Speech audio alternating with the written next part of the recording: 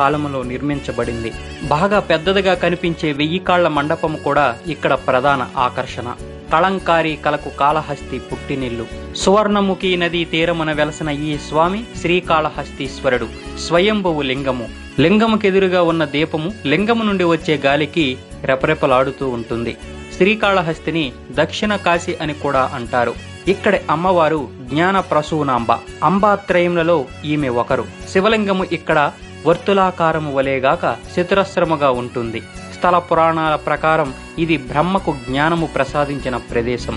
వశిష్ఠుడు, సాలెపురుగు, సాము, ఏనుగు, బోయెడు అయిన తిన్నడు, వేశ్యకన్యలు, యాదవరాజు, శ్రీకాళహస్తీశ్వర మహత్యం వ్రాసిన దూర్జటి వంటి వారి కథలు ఈ క్షేత్ర మహత్యంతో పెనవేసుకొని ఉన్నాయి.